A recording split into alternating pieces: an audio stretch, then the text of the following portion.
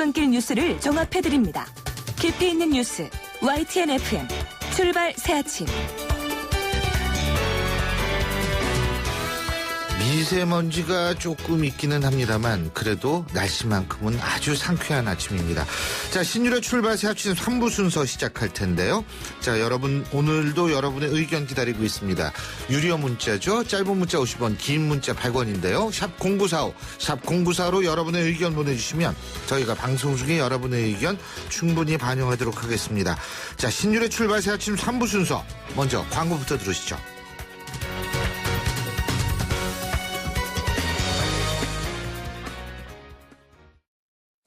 아유, 세 단계 종이 또 걸렸어? 정말 제본 하나 하려다가 미치겠네. 내가 진작 현대오피스로 바꾸라니까. 오늘 다 날 셀 거야. 이제 스트레스 받지 마세요. 사무기기 전문기업 현대오피스가 책임지겠습니다. 사무기기의 올바른 기준. 현대오피스. 자, 따라해보세요. 이카운트 ERP 4만원. 회계관리, 이카운트 ERP 4만원. 재고관리, 이카운트 ERP 4만원, 생산관리, 사업 성공 함께해요. 카운트 ERP의 모든 기능을 월 4만원에 드립니다. 이카운트 가입비 부가세 별도. 1644 대리운전 1644 킥서비스 꼭 배달도 1644 불러보자 대리운전 킥서비스 1644 불러보자 꼭 배달도 1644 대리운전 킥서비스 꼭 배달 불러보자 1644 페이스 도루코 면도기. 도루코 페이스 면도기. 페이스 안전하고 부드러운. 대한민국 면도기 안전하고 부드러운 면도 그 이상을 경험하세요. The Shaving Innovator Dorco Pace. LG G5가 변신하는 이유 알아? 비에노 플라이 하이파이 플러스 사운드로 생생하게 들으려고 135도 광각 듀얼 카메라로 사람보다 넓게 보려고 캠플러스로 DSLR처럼 찍으려고 아니, 그냥 즐겁게 놀려고. 스마트폰의 즐거운 변신 LG G5 and Friends.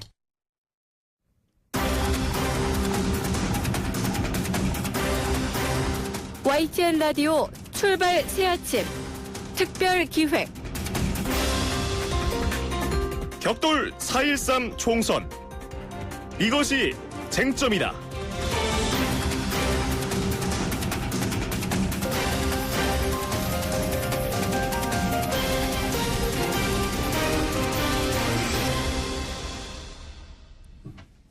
예, 음악이 상당히 심각합니다.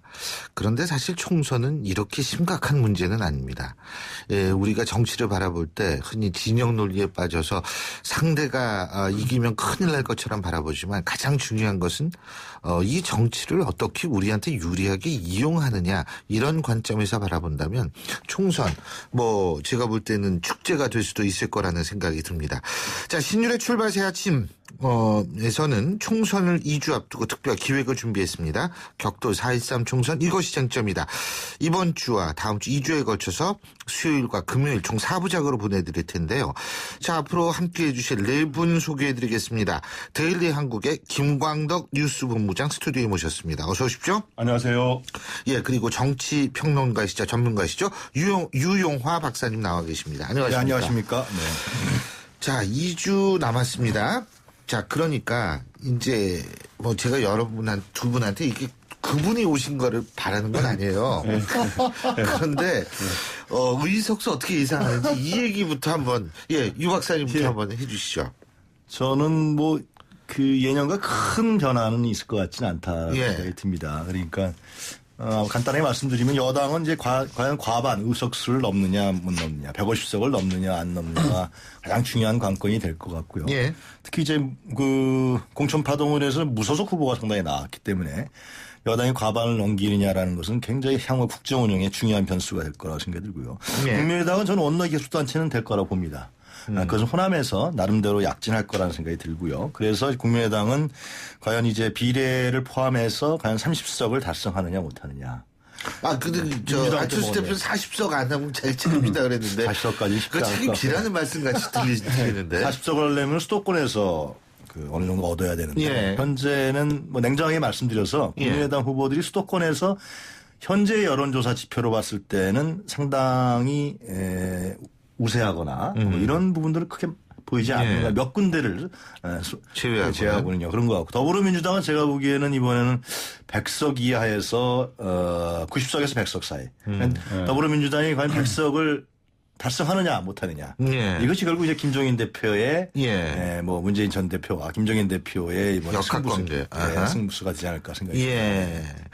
자, 이렇게 말씀하셨습니다. 우리 김광덕 본부장께서는 어떻게 보십니까? 듣고 말씀 굉장히 예측을 잘 해주시는데요. 더민주가 저하고 조금 의견이 다르네요, 보니까. 근데 어쨌든 뭐 전제로 한 말씀 드리고 싶은 거는 아까도 그분이 오셨나 말씀하셨는데 일단 전제로 하시는 건 이 선거 판세는 사실 점쟁이도 굉장히 예측하기가 어려워요. 근데 그분이 오신 분들은 맞힐 수가 있겠죠. 왜냐하면 이 정치는 온 사람을 못 봤어요, 이제 여태까지. 정치는 생물이라 그러는데 이 선거는 소용돌이 속에서 이게 요동치는 생물이기 때문에 이게 더욱 예측이 어려웠습니다. 그래서 근데 현재로서 판단을 해봐야 되는데 총 300석이잖아요, 국회가. 300석 중에 제가 알기로는 새누리당은 한 155석 정도 현재 55석 전후에서 왔다 갔다 하는 것 같고, 그다음 더민주는 제가 보기 현재 한 110석에서 115석 정도 왔다 갔다 하고 있는 게 아닌가 그렇게 생각하고. 몇 석이요? 다시 한 번만. 더민주는 현재 한 110석에서 115석 정도 현재 왔다 갔다 하는 게 아닌가. 새누리당은 아까 155석 정도라 이야기했고요. 근데 국민의당은 현재로서 볼 때는 20석 원내교섭단체 간신히 넘는 수준으로 나오는 것 같아요. 일단. 그럴 거고 그다음에 정의당이나 무소속이 한 10석보다 좀 넘는 수준. 그래서 그러면 한 300석 합치면 300석 가까이 되죠. 그리고 지난 총선 때를 약간 비교해 보자면 지난 총선 때 새누리당이 152석을 얻었는데 요즘에 어떻든 야권이 분열되어 있으니까 보다 좀 더 얻을 수 있을 걸 보고, 민주통합당이 당시에 127석 이렇게 얻었습니다. 일단.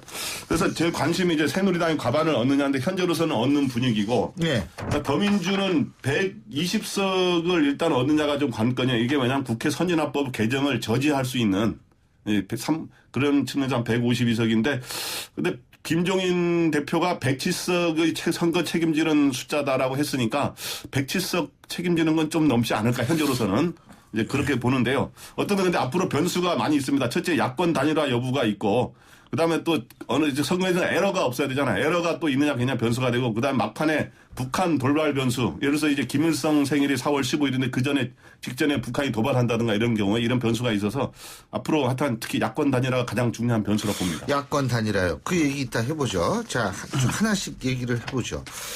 일단은 지금 우리가 선거에서 제일 중요한 게 프레임이라고 얘기를 하는데 이 프레임이라는 게 사실은 정당이 의도적으로 만든다고 이게 되는 거는 아니고 국민적 여론이 국민적 관심사가 어떻게 되느냐에 따라서 프레임이 형성이 되고 어떻게 정당이 가져가느냐 하는 그 부분일 것 같은데 어떻게 생각하십니까? 지금 프레임 있습니까? 뭡니까?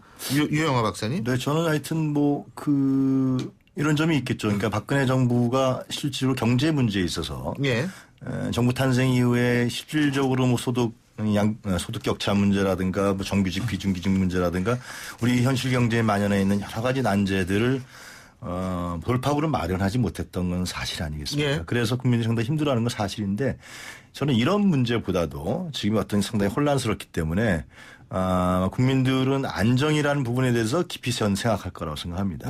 그 얘기는 왜 그러냐면 야당이 야당 심판론도 여당에서 얘기하지만 그거보다도 야당이 상당히 무력하거든요. 무능하고 이런 부분들이 불안정한 야당이기 때문에 국민들 입장에서 봤을 때는 박근혜 정부 후반기의 안정적인 부분이 이제 중요하다. 이런 판단들을 많이 할 것이다라는 생각이 들고요. 두 번째로는 지금 이제 김광덕 본부장님 말씀하신 대로 박근혜 정부가 이번 공천 파동이 상당히 좀 문제가 있었다고 생각이 드는데 이한기 위원장의 좀 무리한 공천. 박근혜 정부 후반기에 가서 더 독선과 어떤 독주를 할 가능성이 있지 않느냐. 그래서 견제를 해야 된다. 그런데 대부분의 전문가들이 예측하듯이 150석은 넘을 것 같다. 그런 얘기를 하기 때문에 180석 되니까 고민이다. 그러니까 그런 부분에 대한 견제 부분도 상당히 작용한다. 그래서 아마 이분이 안정과 견제라는 이 두 가지 프레임이 부딪히지 않겠냐. 저는 심판론은 아닌 것 같고요. 제가 봤을 때. 뭐 지금 뭐. 심판론은 항상 주장하는 거니까. 그거 뭐 새로운 게 아니죠, 진짜. 맨날 나오는 거니까. 그 심판을 참 좋아해요, 우리나라. 이번 어떤 프레임에 있어서의 일단 첫째 눈에 띄는 특징은 서로 내부에서 공천 싸움을 많이 하느라고 이 프레임 설정이 굉장히 늦어졌어요. 그래서 이제 이번 그 프레임의 그 첫째 특징은 과거에는 뭐 심판론 이렇게 하면은 야당이 주로 전유물로 했던 거 아닙니까? 특히 이제 중간 선거, 대통령 선거와의 그 중간 선거인 총선이나 지방 선거에는 특히 야당이 정권 심판론, 정부 여당 심판론을 제기했는데 이번엔 여당까지 심판론을 제기하는 이런 게 좀 특이한 점이고요. 첫 번째가.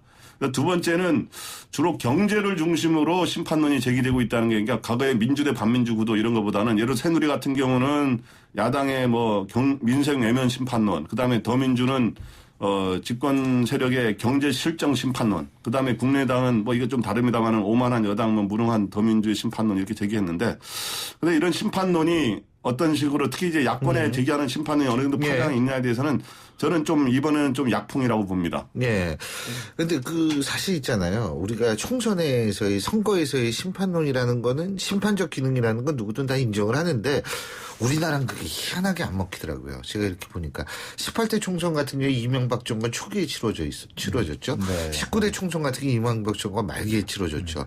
그런데 사실은 17대 이제 탄핵 정부니까 좀 예외적인 거라고 하고 18대 총선은 허니문 기간이라서 그런지 모르지만 19대 총선에도 정권 말기에 치러지면 심판이 잘 돼야 되는데 이게 어떻게 그때도 그때 야당 심판론이 먹혔죠. 그래서 오히려 거꾸로 심판론이 노무현 정부에 대한 심판론이 먹힌 케이스가 바로 지난 19대 총선이라고 볼 수 있죠. 신기한 거예요, 이게. 우리나라는 그러니까 이게 심판론이 이게 이상한 방향으로 잘 안 먹히는 거예요. 그러면서 당시 이제 박근혜 대통령이 박근혜 후보죠. 그 당시 비대위원장이 이명박 정부하고 확실한 차별성을 가져가고 새로운 어떤 구도를 형성하면서 그 당시 이제 친노 중심의 민주당이 굉장히 과신하게 되고 오만하게 되고 이러면서 의석수를 지게 되는 이런 케이스가 됐던 거죠. 그렇죠.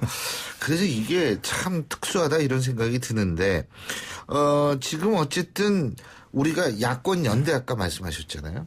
야권 연대 김광석 본부장께서 말씀하셨는데 사실 야권이 연대해야 된다라는 게 야권이 나눠져 있다 맞는 얘기인데 야권만 나눠진 건 아니거든요. 사실 여권도 나눠진 지역이 있지 않습니까?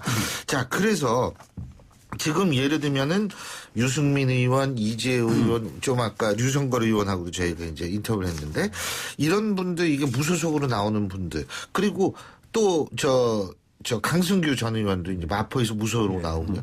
이런 케이스들이 꽤 있어요. 그러면 갈라지는 거는 여당만이 아니라 야당만이 아니라 여당도 갈라지는 거 아니에요? 이게 어떤 영향을 미칠 거라고 보십니까 지금 김광석 본부장께서는? 네, 이번 선거에서도 결국에는 가장 중요한 게 구도라면 야권의 단일화가 그 중요한 변수이면서 또 여권 내에도 일부 이렇게 좀 탈당해서 무속 나온 사람들이 있기 때문에 여권 내 갈등을 어떻게 무마하고 단합으로 가느냐 이것도 중요한 변수죠. 그래서 특히 그래서 지금도 보면 공천 탈락한 사람들 중심으로 해서 비박 후보가 이탈해서 나온 뒤가 전국적으로 한 30여 군데 된다는 거 아닙니까? 그래서 그게 상당한 30여 군데 특히 마포갑 같은 경우는 강승규 전 의원이 탈당해서 나옴으로 인해서 안대희 지금 후보가 새누리당 후보가 지금 더민주의 현재로서는 여론조사에서 그냥 밀리고 있지 않습니까? 그래서 그런 것들이 상당한 변수가 될 거로 보입니다. 저는 이번에 내년이 대선이 있지 않습니까? 그래서 저는 대구 경북의 국민이라든가 강남 지역이라든가 아니면 여권에 텁하신 곳에서는 어떤 생각을 하냐 하면 내년에 대권 창출에 있어서 현재의 박근혜 대통령을 중심으로 하는 세력과 함께 대권을 창출할 것이냐 아니면은 박근혜 대통령과 좀 나름대로 비판적인 김무성, 이재호, 유승민 이 세력으로 중심으로 해서 대권 창출하는 것이 유리하냐 이 판단을 저는 할 거라고 보여집니다. 야권은 다른 경우지만 그래서 그런 부분들이 이제 이양구 위원장의 공천파도 굉장히 중요하다고 생각이 드는데 상당히 무리한 공천을 함에 따라서 상당히 여론이 달라지지 않았습니까? 그래서 과연 여권의 지지자층들이 특히 대구 경북에 있는 주민들이 현재 박 대통령 공고한 지지를 갖고 있는 40% 박 대통령 중심으로 하는 대권 창출이 과연 유리한 거냐? 아니면은 새롭게 등장하고 있는 유승민이라든가 아니면 김무성 대표를 중심으로 하는 대권 청실이 더 야권을 이길 수 있느냐 이 판단을 내린다. 그래서 이번 총선은 뭐 야권의 재편이라든가 이런 것도 중요합니다만 향후 여권의 당권과 대권과도 해서 굉장히 중요한. 예를 들면 말씀하신 대로 비박 무소속 사람들이 얼마나 되느냐. 그리고 새누리당이 과반을 넘느냐 못 넘느냐. 아하. 이 차이가 굉장히 저는 중요한 관전 포인트가 될 거라고 생각합니다. 근데 솔직히 이제 뭐 비박 무소속 연대 뭐 돌풍을 일으킬까. 근데 저는 두 가지 기준으로 바라봅니다. 일반적으로 도시 지역은 정당 투표. 그러니까 인물보다도 정당을 보고 찍는 경우가 많고 농어촌 지역은 인물 투표가 많다. 그래서 농어촌 지역에 무소속이 나가면 될 가능성이 높다. 이런 우리가 얘기를 많이 하잖아요. 이 점 하나 하고 또 하나는 전 뭐라고 보냐면 비박 무소속 연대 가능하냐. 여기도 박이 들어가요. 결국은 박근혜 대통령이 중심이 되는 거라는 얘기거든요, 이게. 예? 친박, 비박. 이게 기준이 박근혜 대통령이다. 이거는 박근혜 대통령이 아직도 뭐 반대하든 찬성하든 중심이 되고 있다. 구심점이 되고 있다는 얘기거든요. 자, 그러면 다른 구심점이 없는 연대가 이게 가능할 것인가? 좀 그게 구심점이 없는데 어떻게 이게 뭐 연대가 돼가지고 이게 되느냐. 예? 쉽지는 않지 않을까, 연대라는 게. 과거에 2000 몇 년이죠? 2008년도 이명박 정부 세웠을 때. 그때 사실상 나도 속고 국민도 속았습니다. 그 소리 하면 친박 학살 공천이라고 하지 않았습니까? 당시 그때는 사실 지금보다 좀 더 했다고 얘기를 하죠. 더 했습니다. 그다음 PK하고 TK 그게 완전 이방호 사무총장이 진도지휘하고 뒤에서 뭐 이상득하고 이재원이 있었다 뭐 그런 설이 있었고. 그런데 그때 다 나가지 않았습니까? 쫓겨난 거죠, 그때. 김무성, 서청원 다 해서 친박 무소속 연대, 친박 연대를 구성하고. 그렇죠. 박근혜 당시에 그 의원이 뭐 동영상을 찍어서 보내주고.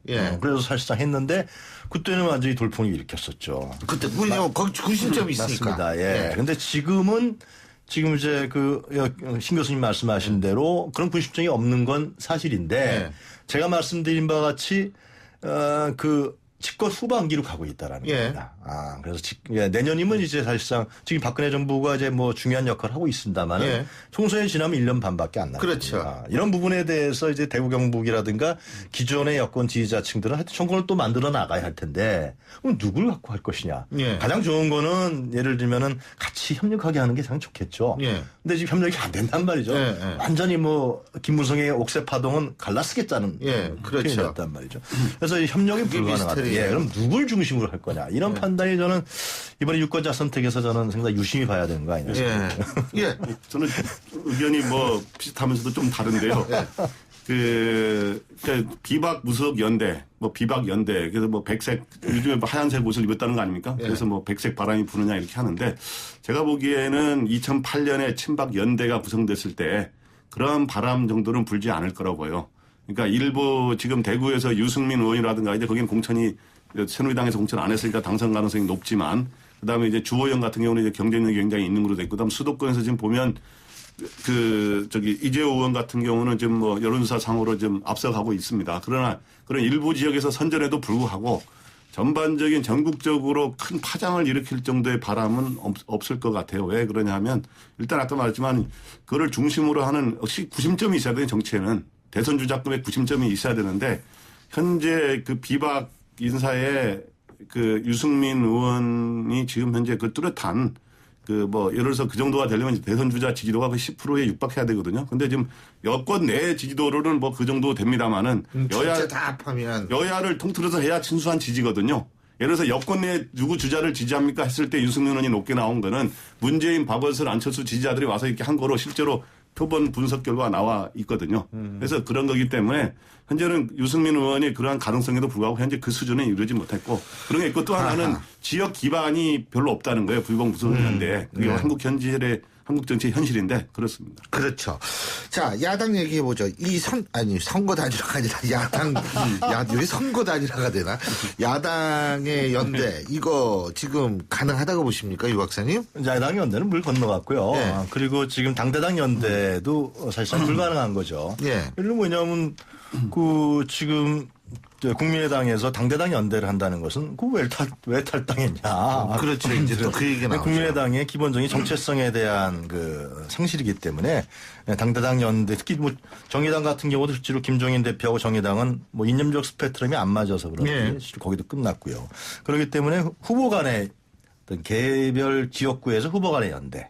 그런 부분들은 충분히 가능하죠. 그것은 뭐 지금뿐만 아니라 그전에도 사실상 있었습니다. 각 지역에서의. 그런데 그렇죠. 이제 그런 부분들이 제가 생각했을 때는 이런 케이스는 가능하다고 봐요. 그러니까 어떤 케이스냐면 후보가 여당 후보가 있지 않습니까? 야당 후보들이 상당히 여당 후보에 비해서 두 사람 다 아니면 세 사람 다 저주할 경우. 예. 그래서 이 두세 사람이 같이 합치면 시너지 효과가 날 거라고 믿는 경우. 예. 그럴 경우는 후보 단일화 효과가 있습니다. 예. 그러나 예를 들면은 뭐 지금 야당 후보가 상당히 나가고 여당 후보가 비등하면서 한 당의 후보가 어느 당이라 얘기는 못하겠죠 제가. 예. 다른 당이 예를 들면 저주하다. 한 자리 숫자다. 이런 데는 제가 봤을 때는 표썰림 현상이 나타날 거라고 보여집니다. 자연스럽게 사표 방지 심리가 나타나서. 그리고 이것은 이 부분은 후보 단일하기보다도 흡수죠. 이런 국민의당이나 정의당에서 싫어하는 거 아닙니까? 그래서 그런 형태로 가게 되면은 실질적으로 국민들이 유권자들이 나름대로 야권 지지자층들이 판단할 거라 보여지고요. 문제는 아까 말씀드린 대로 뭐 이 두 당의 후보, 세 당의 후보가 합쳤을 때도 가능하다. 개별적으로는 안 되는데 이런 경우는 아마 각 지역에서 논의를 하겠죠. 논의를 해서 왜냐하면 합치면 어차피 떨어지는데. 그렇죠.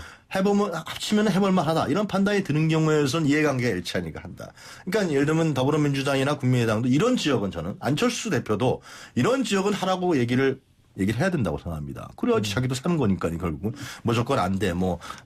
저 하는 거는 뭐 괜찮다. 이렇게 얘기하지 말고 더불어민주당도 무조건 연대라 이렇게 해서 정치적 공세만 하지 말고 구체적으로 살펴서 10군데면 10군데, 20군데, 20군데 이런 데에서는 같이 한번 얘기를 개별적으로 해봐라. 이렇게 해주는 것이 실질적인 연대로 가는 것이지 지금같이 연대를 하는 사람 안 하는 사람 선거악 이분법적으로 가면은 맞아요. 저는 이건 유권자에 대한 어떻게 보면 저는 섣부른 강요가 되는 것이고요. 저는 아니라고 봐요. 유영아 박사님이 지금 그 선거악 이분법적 구도라고 하는데 일부에서 이러잖아요. 이 역사에 이 죄인이 되지만 아니 그러면은 야권 연대에 반대하는 쪽의 유권자는 죄인들이 되는 거고 여당을 지지하는 사람들은 죄인이 되는 거 아니에요. 그러니까 좀 그런 표현도 제가 볼 땐 좀 조심은 해야 될 것 같다는 생각이 들어요. 이건 어디까지나 정치공학적 접근이지 이게 무슨 명분과 당이론적으로 역사적인 이거 하는 건 아니지 않습니까? 정치가 전적으로 옳고 그런 건 없는데 그렇게 단정적으로 정치인들이 많이 주장하면서 이렇게 끌어가려고 그러죠. 그래도 그거 좀 너무 그 이분법적으로 딱 나가는 건 안 좋죠, 사실. 제가 보기에는 일단은 이번에 당대당 연대는 뭐 아시다시피 또 말씀하셨다시피 어느 정도 물 건너갔고 근데 이제 지역 내에서의 후보 단일화, 야권 후보 단일화는 일부 지역에서 이루어질 거로 봅니다. 제가 보기에. 특히 그 재미있는 거는 이제 오늘 아침에 조간 신문들을 보면 뭐 상당 부분이 신문에서 일면에 야권 단일화, 후보 단일화가 시동이 걸렸다 뭐 이런 식으로 나와서 주목이 되는데 가령 이제 어저께 같은 경우 이제 그 창원 성산에서 정의당의 노회찬 후보로 단일화됐고 더민주 후보가 이제 이렇게 양보를 하고 그다음에 춘천에서는 그 국민의당 후보가 하여튼 여론조사로 결정됐습니다만 물러나고 이제 더민주의 허영 후보로 단일화되고 이런 식으로 하면서 지금 양당이 지금 후보 특히 국민의당과 더민주가 후보 단일화가 지금 논의되기 시작한 곳이 뭐 대여섯 군데가 넘어요 지금 이제 그런데 그 국민의당 입장에서는 이게 단일화의 물꼬가 일단 트이기 시작하면 그동안 자기네 제3당의 독자 생존이라고 하는 뚝이 있는데 뚝 하나가 뚫리면 쫙 도미노처럼 뚫려버릴 수가 있잖아요. 그래서 상당히 중앙당 차원에서 단속을 하고 우리 허락을 받아라 이렇게 하면서 단속하고 있습니다만은 일단은 이러한 후보 단일화에 일단 바람이 불면 또 밀리는 데에서 서로 양보하고 이렇게 하면서 하는데 이제 그 정도가 어느 냐가 관건이 될 것 같아요. 과연 10곳 이내냐. 그렇다면 20, 30곳 이상으로 가느냐. 그럼 예를 들어서 20, 30곳 이상으로 가면 지금 아까 말한 선거 판세 같은 것도 변화를 가져올 정도의 변화가 있을 수가 있는 거죠. 알겠습니다. 자, 우리가 금요일 날 또 어떤 쟁점을 가지고 얘기할지 한번 기대해 보고요. 오늘 두 분 말씀은 여기서 줄이겠습니다. 오늘 말씀 잘 들었습니다. 네, 고맙습니다. 고맙습니다. 네. 예, 지금까지 정치평론가시죠. 유용화 박사님 그리고 데일리 한국의 김광덕 뉴스본부장 두 분과 함께했습니다. 신율의 출발 새 아침 3부 순서는 여기서 줄이고요. 잠시 뒤 전 4부에서 뵙겠습니다.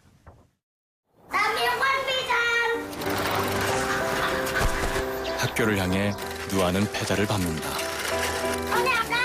가난이 따라오지 못할 만큼 힘차게.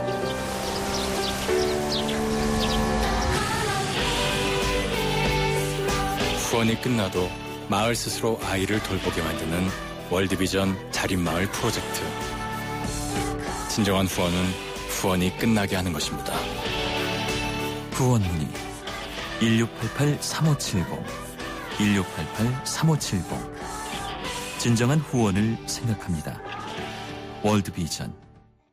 YTN 라디오 캠페인 더 가까이. 안녕하세요. 한국환경공단 이사장 이시진입니다. 사무실에서 A4용지 많이 사용하시죠? 이는 A4용지의 반이 재활용되지 못한다고 합니다. 버려진 종이를 쌓아 올리면 63빌딩 700개를 연결한 것과 같은 높이라고 하니 어마어마합니다. 이면지를 활용한 것도 좋지만 애초에 종이를 덜 쓰는 것도 좋은 방법입니다. 우리나라 직장인 한 명당 1년에 500개의 종이컵을 사용하고 있습니다. 나무 120억 그루가 종이컵 때문에 사라지는 겁니다. 각자 개인 머그컵이나 텀블러를 사용해 보시는 게 어떨까요? 한 명만 머그컵을 사용해도 1년에 소나무 한 그루가 안 뽑힐 수 있다고 합니다. 나무 사랑은 더 가까이, 종이 낭비는 저 멀리. 종이를 아껴 쓰는 습관을 기르세요. YTN 라디오 캠페인 더 가까이. 한국환경공단과 함께합니다. 사장님, 성악가 김동규 씨네 집 바닥재 좋던데 우리 집도 똑같은 걸로 해줘요. 아, 요즘 떠오르는 바닥재 스타 강마루. 스타일 좋고 습기 열 긁힘에 강하니까 오래 사용하려면 그래서 스타 강마루로 하는구나. 성악가 김동규입니다. 강마루 스타는 스타 강마루. 스타 강마루. 날카로운 분석, 내일을 보는 시선, 신율의 출발 새 아침. 신율의 출발 새 아침 4부 순서 광고 듣고 오겠습니다. LG G5가 변신하는 이유 알아? 피아노 플라이 하이파이 플러스 사운드로 생생하게 들으려고 135도 광각 듀얼 카메라로 사람보다 넓게 보려고 캠플러스로 DSLR처럼 찍으려고 아니, 그냥 즐겁게 놀려고. 스마트폰의 즐거운 변신 LG G5 and Friends. 수? 우리 아파트 하나 장만할까? 정수 오빠, 요새 누가 아파트 사? 아파텔 사지. 전용률부터 남다른 투룸 3베이 아파텔 도봉 21스트. 우와, 이게 오피스텔이야 아파트야. 아파텔이라고 요 남자야. 모델하우스는 수락산역. 문의전화 1522-0055. 주식회사 대명 21. 엄마, 침대가 좁아. 이사갈 때 바꾸자. 침대가 불편해. 비싼 건데 참아. 침대 왜 사서 고생하세요? 코웨이 매트리스 맞춤 케어 렌탈하세요. 3년마다 타퍼 교체, 6년마다 새 매트리스로 업그레이드. 위생관리는 기본. 침대 이제 코웨이가 답이다. 6년 약정 기준. 봄이 왔어요. 우리 저 차태현과 5 아이들이 모여 만든 봄봄밴드. 봄봄밴드가 당신을 찾아갑니다. 마음속까지 따뜻해지는 인생의 봄 전하러. 봄이 왔어요. 당신의 봄 삼성화재. 완벽하게 새로워진 렉서스 RX 출시. 여유로운 안정감 속에 거침없는 파워, 넘치는 카리스마 속에 정교한 디테일. 발견하라, 감동하라. Radiant Crossover New Generation RX. 모든 순간이 감동이다. Lexus. LG G5가 변신하는 이유 알아? 피아노 플라이 하이파이 플러스 사운드로 생생하게 들으려고 135도 광각 듀얼 카메라로 사람보다 넓게 보려고 캠플러스로 DSLR처럼 찍으려고 아니, 그냥 즐겁게 놀려고. 스마트폰의 즐거운 변신 LG G5 and Friends. 예, 이제 아침 출근길 슬슬 마무리되고 있는 시각이죠. 8시 39분 30초 지나고 있는데요. 자, 교통 상황 알아보겠습니다. 나성숙 캐스터. 네, 교통량이 줄어드는 시간인데요. 동부간선도로는 그렇지 못합니다. 성수대교 쪽으로 또 고장차 소식입니다. 중랑교 목간 지점에 서 있던 대형 화물차 현재까지도 치워지지 않았고요. 여파 때문에 수락 지하차도에서 성동교까지 정체인데요. 1시간 이상 소요되고 있습니다. 분당 수서로 청담대교 쪽으로도 사고입니다. 수서 차량기지 부근 2차로에서 대형 화물차와 승용차 부딪 사고입니다. 복정 교차로부터 정체되고 있고요. 경부고속도로 부산 쪽 반포 나들목 진안 지점에서도 고장차가 서 있기 때문에 한남 나들목부터 정체입니다. 신유의 출발 새 아침 교통정보였습니다. 신유의 출발 새 아침 오늘 순서 시작합니다.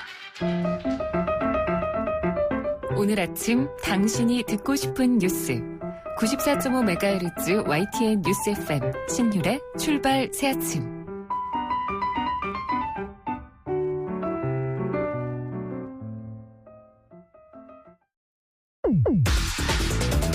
송곳 같은 말, 허무한 말, 우리가 주목해야 될 말을 전해드립니다. 왁자지껄, 말. 천정배 대표는 후보의사 사퇴에서 진정성을 보여주셔야 한다.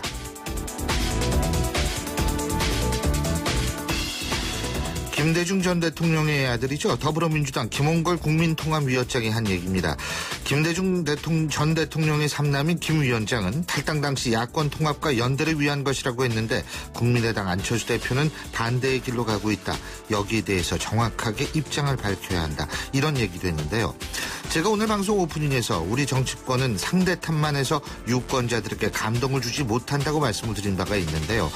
김홍걸 위원장의 언급도 남의 탓을 전형으로 보여준다는 느낌입니다. 천정배 의원이 야권의 통합과 연대를 위해서 탈당한다고 한 것은 맞지만 그렇다면 아직까지 연대를 주장하는 더불어민주당은 여태까지 자신의 주장을 실행하기 위해서 얼마나 노력했는가가 궁금합니다. 자신이 솔선수범해서 먼저 희생하고 양보하는 모습을 보여주지 못하면서 상대에게 그만두라고 주장하는 모습, 국민들에게 정치 혐오증만 키워주는 건 아닌지 모르겠습니다.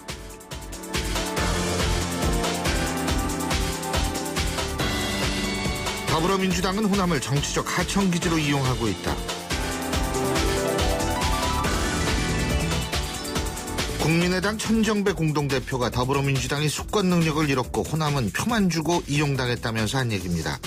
아마도 야당들의 호남을 둘러싼 쟁탈전은 시간을 거듭할수록 더욱 치열해질 것이라는 생각입니다. 그런데요, 이런 치열함이 호남 민심에 어느 정도 영향을 줄지는 잘 모르겠습니다. 민심에 영향을 주기 위해서는 진정성에 기반해야 하면 당연합니다. 진정성은 정치 전략을 넘어설 수 있는 유일한 수단이기 때문인데요. 누가 진정성을 가지고 접근하느냐, 앞으로 지켜볼 문제입니다.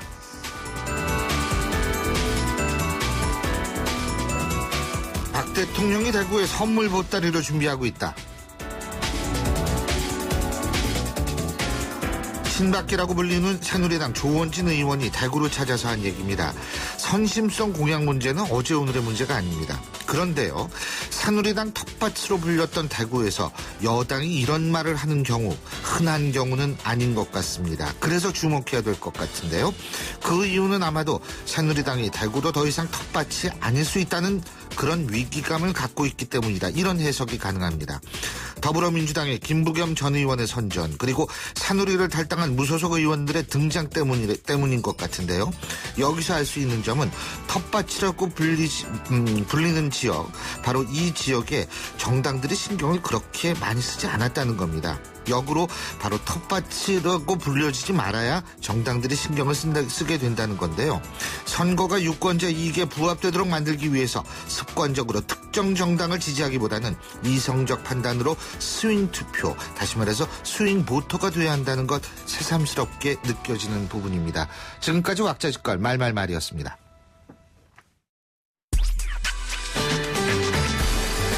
여러분은 지금 FM 94.5MHz로 방송되고 있는 신율의 출발 새 아침을 듣고 계십니다. 의견 주실 분은 짧은 문자 50원, 긴 문자 100원의 이용료가 드는 휴대전화 문자 메시지 샵 0945번으로 의견 남기실 수 있습니다.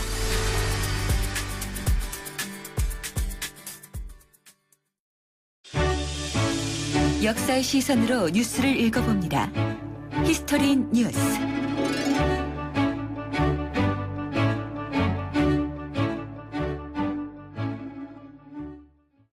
총선 이제 딱 14일 남았습니다. 우리를 이론적으로 얘기를 한다면 우리의 얘기를 대변할 대표를 직접 뽑는 날이다. 굉장히 중요한 날이다. 이렇게 얘기를 하는데 이 중요한 날만큼이나 분위기는 잘 나는 것 같지 않습니다. 하지만 어쨌든 주권을 행사하는, 우리가 주권을 잘 느끼지 못하는데 그래도 이런 것이 우리가 행사할 수 있는 주권이라고 느끼게 하는 날이 바로 총선인 만큼 우리가 가져야 할 자세는 어떤 건지 역사를 통해서 한번 생각해 보겠습니다. 자, 오늘도 역사학자 전우용 박사님 스튜디오에 나와 계십니다. 어서 오십시오. 네, 안녕하세요. 예. 사실 이게 우리가 기능하는 선거가 이게 실시된 지가 그렇게 오래된 것 같진 않아요. 그렇지 않습니까? 그렇죠. 이제 70년이 채 안 됐죠. 그죠. 예. 70년도 안 됐고 사실 전두환 정권 때 선거가 그게 무슨 막판의 선거 이민우 총재가 이끄는 신민당 출연했을 때 그때부터가 좀 적어주면 그 전에 뭐가 있었나요, 사실? 그래도 재헌의회 선거도 있었고. 물론 그렇죠. 예. 아주 전까지 간다면 예. 근데 과거에는 선거가 없었죠, 그죠? 절대국가 시절이라든지 근대국가 났을 때 선거가 없었고, 그러니까 이런 때는 사실 국민이 거의 신민, 다시 말해서 그 정도 수준 아니었겠어요? 그러니까 선거라는 말을 전에도 한번 말씀드린 적이 있는 것 같은데요. 말 자체는 이제 제야에 있는 인재를 발탁해서 쓴다, 골라 쓰다가 선거잖아요. 예. 그거를 이제 시험 봐서 뽑으면 과거라고 했고. 추천을 받아 뽑으면 천거라고 했고. 그러니까 지금 이거는 이제 거는 다 거자가 들어가네요, 진짜. 거라고 하는 것이 이제 뽑아 올린다, 발탁하다는 뜻이고요. 선은 선발하다니까. 그렇죠. 선발 방법에서 시험이냐 아니면 추천이냐 이런 건데 굳이 보자면 지금의 이제 국회의원 총선거 같은 경우에는 주권자인 국민이 이제 정당의 추천을 받은 사람이거나 자천 혹은 다른 사람들의 추천을 받은 사람들 중에서 적당한 사람을 골라 뽑는 행위다, 이렇게 보시면 될 것 같아요. 그러니까 옛날에 임금이 하던 이제 일이고 임금이 직접 사람을 뽑던 일을 국민이 뽑는다. 임금의 그죠? 권한을 이제 국민이 가진 것이기 때문에 이게 이제 주권제민 근대 민주국가의 핵심적인 변화잖아요. 임금이 없는 사회다.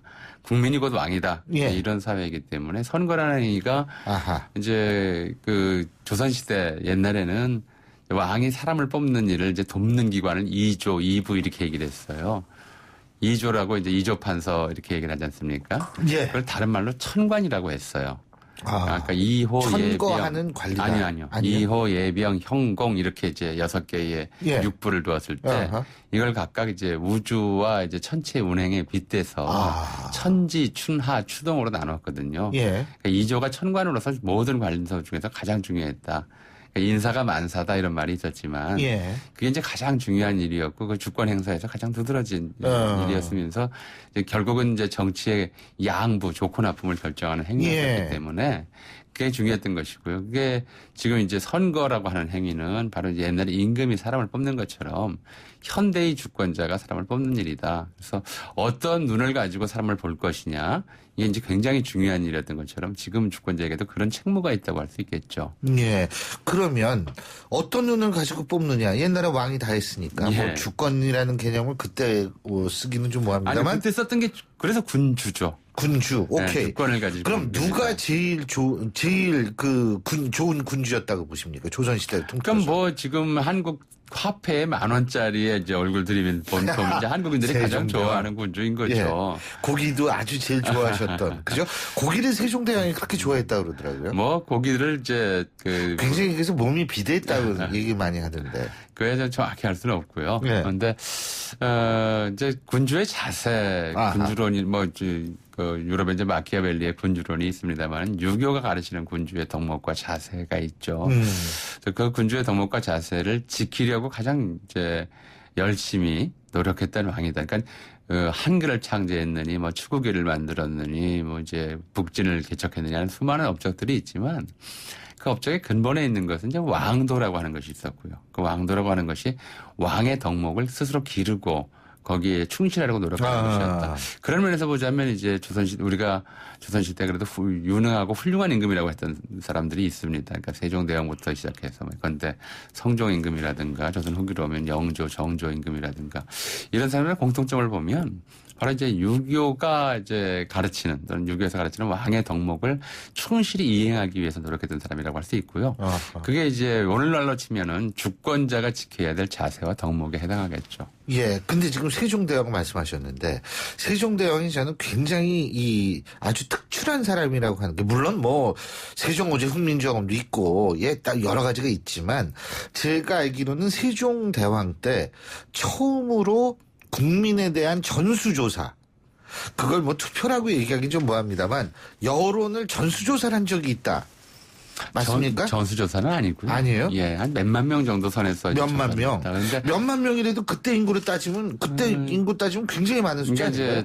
제가 유교가 가르치는 왕의 덕목, 왕도의 덕목 말씀을 드렸습니다만은 이제 그것들 중에 좀 왕의 덕목이었던 것이죠. 세종만 그랬던 건 아니고요. 아, 그랬어요? 영조의 경우에도 청계천 준설, 그 준천이라고 하는데 예. 이 문제를 결정하기 위해서 무려 10년간 여론조사를 했습니다. 아, 청계천을 하느냐 안 하느냐? 예. 그러니까 10년간. 예. 와. 그러니까 이제 그걸 해야 되겠다고 마음을 먹고 나서 결정하는 데까지 10년에 걸렸어요. 그동안 계속 여론조사를 했어요. 뭐 시정에 나가서 사람들에게 물어보기도 그때 그게 궁금해요. 여론조사 방법. 예. 그러니까 직접 물어보는 거죠. 그러니까 공시인 순막이라고 해서 이제 다음 정리해서 말씀을 드리겠습니다만은 왕이 스스로 이제 시정에 나가요.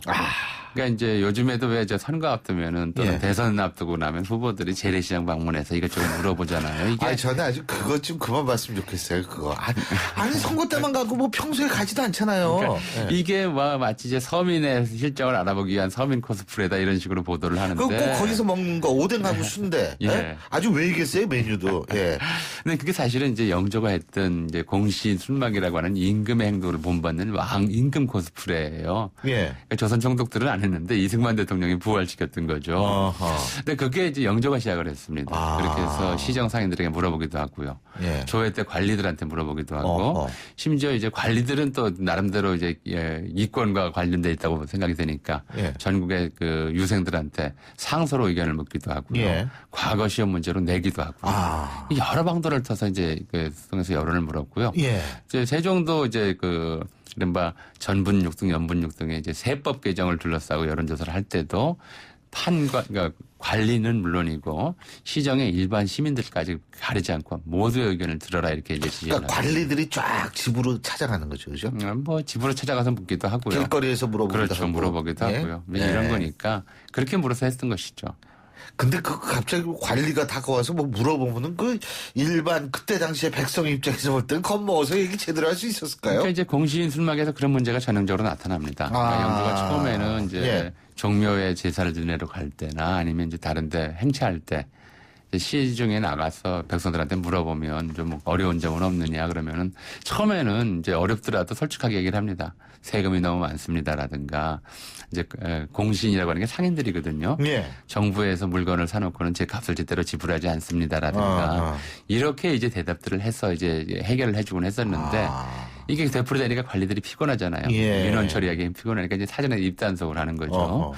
임금이 부르시면은 다 임금님 덕분에 잘 살고 있습니다. 대답해라. 안 그러면 혼날 줄 알아라. 이런 식의 그 사전 입단속들이 진행이 되기 때문에 이게 이제 나중에는 그냥 형식적인 행사가 돼버렸던 거죠. 그 반대의 경우 나쁜 군주를 꼽으라면 누구가 있을까요? 뭐 우리 역사상 가장 유명한 군주가 연산군이죠. 그런데 말씀드렸듯이 유교가 가르치는 덕목이 보통 세 가지 정도라고 얘기할 수 있겠습니다. 첫째로는 세종이 이제 세종어제 훈민정음에서 얘기한 첫 마디가 그거였습니다. 어린 백성이 믿으고죠. 할 배 있어도 어여삐 여겨. 불쌍한 사람, 가난한 사람을 이제 더 어여삐 불쌍히 여긴다.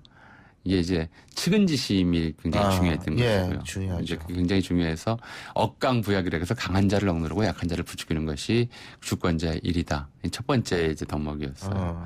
두 번째로는 이제 소통의 의지입니다.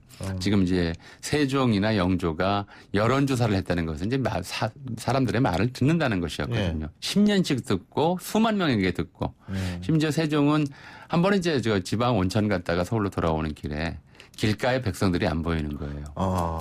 이게 어떻게 된 일이냐라고 이제 그 지방 수령한테 물었더니 이제 흉년이 들어서 백성들이 살기 어렵다고 어가를 가로막고 하소연할까봐 못 나오게 했다. 근데 세종이 불같이 화를 냈답니다. 내 놈이 뭔데 감히 나와 백성 사이를 가로막느냐. 이렇게 예. 얘기를 했다는 거거든요. 이 소통의 의지가 좋은 임금에게 두 번째로 중요한 것이고요. 예. 세 번째로는 끊임없이 공부하는 자세였습니다.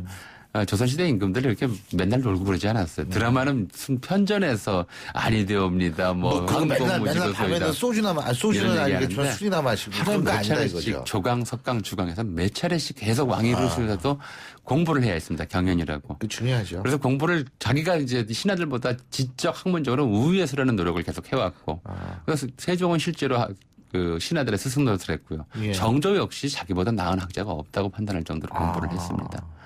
그러니까 이제 이 세 가지입니다. 가난한 사람을, 어려운 사람을 불쌍히 여기는 마음, 소통의 의지, 끊임없이 자기를 연마하려는 노력. 이래야 이제 좋은 임금이 되는데 그 점에서 보자면 가장 나쁜 임금이 이제 연산군이 무슨 짓을 했기 때문이 아니라 이 모든 노력을 안 했기 때문에 가장 나쁜 임금이라고 이제 얘기를 하는 거죠. 그럼 오늘날의 정치인들은 어때야 되는지는 뭐 대충 다 평가를 끝나신 것 같은데. 아니, 근데 정치인의 문제를 말씀드린 게 아니고요. 예. 이게 주권자의 문제입니다. 주권자의 문제요. 우리 국민의 평균 수준이 지금 연산군에 가까우냐.